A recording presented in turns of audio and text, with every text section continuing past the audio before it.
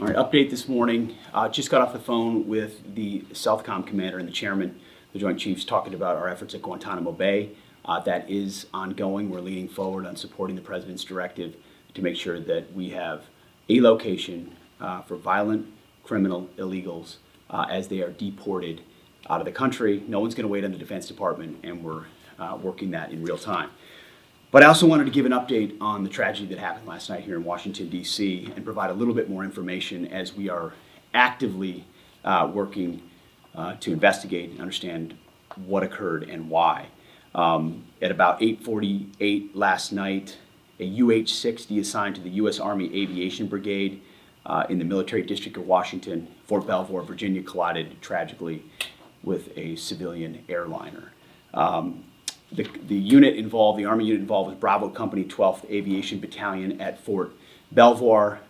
It was an annual proficiency training flight. And when we look at the crew, and not all kin have been notified, so we're going to withhold ranks and names at this point. We do know on our side who was involved.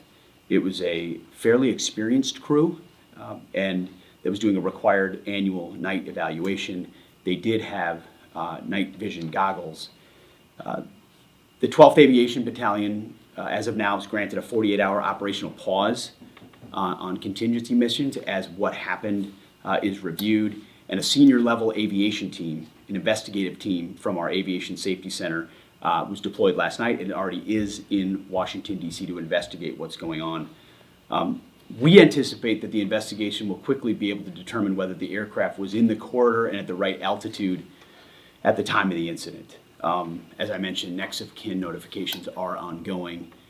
It's a tragedy, a horrible loss of life for those 64 souls on that civilian airliner, and of course, the 3 soldiers in that Black Hawk.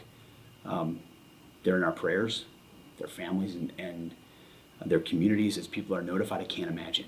And I know it's gone from a rescue mission to a recovery mission, and we're with all the first responders that are moving actively too. So at the Defense Department, our thoughts and prayers go out. We are actively investigating to find out what happened and why. And as we get updates, you will have them. God bless.